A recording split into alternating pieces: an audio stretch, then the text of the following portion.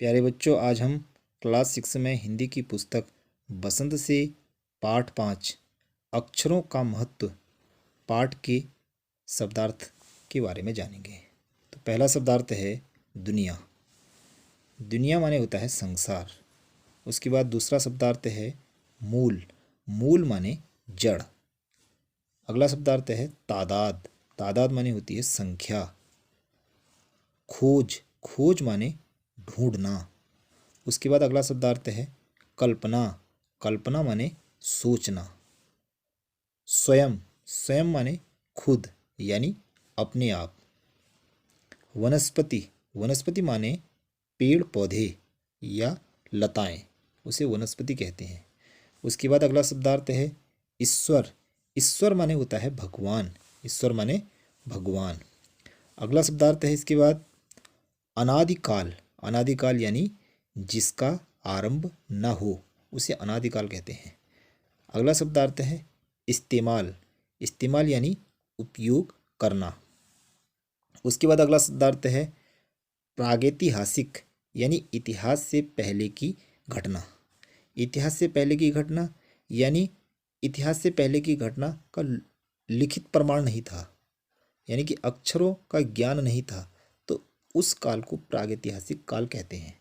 इतिहास में अक्षरों का ज्ञान था, तो इसलिए वह लिखित प्रमाण है, तो इसलिए इसे इतिहास कहते हैं, यानी जो लिख चुका है यानी बीत चुका है।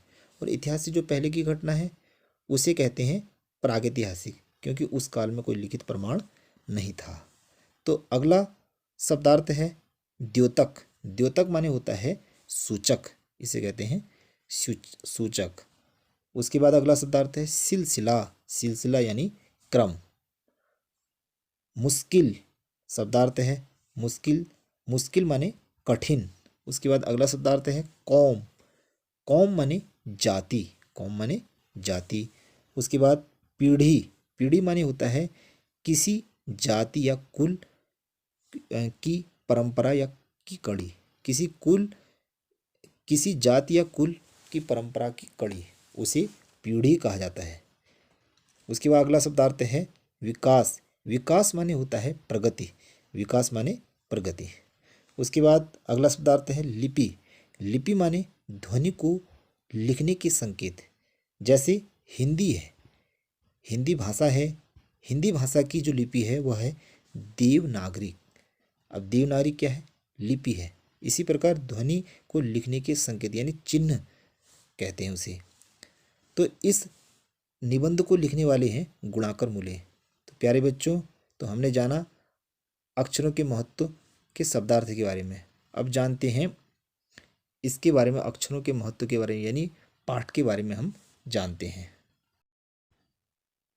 प्यारे बच्चों, इस निबंध में निबंधकार ने अक्षरों के महत्व के बारे में बताने का प्रयास किया है। निबंधकार गुणाकर मूले ने बताया है कि अक्षरों की खोज से पहले मनुष्य अपने विचारों का आदान प्रदान चित्रों के माध्यम से करता था, जैसा कि स्क्रीन में दिखाई दे रहा है। तो स्क्रीन में आप देख रहे हैं कि एक आदमी है, वह पत्थर पर कुछ चित्र बनाने का प्रयास कर रहा है। इसमें उसने जानवरों के और मनुष्यों के चित्र बनाए हैं और उनके माध्यम से वह एक दूसरे तक अपने शब्दों को पहुंचाने का प्रयास कर रहा है, यानी कि दूसरे को समझाने का प्रयास कर रहा है, क्योंकि वह बोलना तो वह जानता नहीं है। धीरे धीरे मनुष्य में विकास होता गया। जो पहले गुफाओं में और जंगलों में रहता था, फिर वह झुंड बनाकर एक साथ रहने लगा। खेती करना सीख गया। पत्थरों के औजार के स्थान पर तांबे और लोहे के औजारों का इस्तेमाल करने लगा। इस प्रकार मनुष्य ने जो संकेत चिन्ह एक दूसरे की समझने के लिए बनाई थी, धीरे धीरे उसे नाम देना उसने शुरू किया। इसके बाद क्या हुआ? इस प्रकार अक्षरों का विकास हो गया। अक्षरों का विकास आज से लगभग 6000 वर्ष पूर्व हुआ है। ज़्यादा समय नहीं हुआ है, लगभग आज से 6000 वर्ष पहले अक्षरों का विकास हुआ है। इससे पहले के काल को प्रागैतिहासिक काल कहते हैं। जो इससे पहले का काल था, यानी कि अक्षरों की खोज से जो पहले का काल था, उसे प्रागैतिहासिक काल कहते हैं, क्योंकि इस घटना का कोई लिखित प्रमाण नहीं था। इस प्रकार अक्षरों की खोज के साथ साथ एक नए युग का आरंभ हुआ। जैसे ही अक्षरों की खोज हुई तो उसके बाद एक नए युग का आरंभ हो गया और अक्षरों को सीखकर मनुष्य अक्षरों को सीखकर अपने विचारों और हिसाब किताब को लिख कर रखने लगा।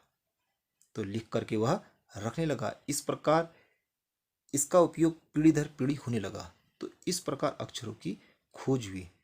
तो आज हमने इस निबंध में अक्षरों के बारे में जाना।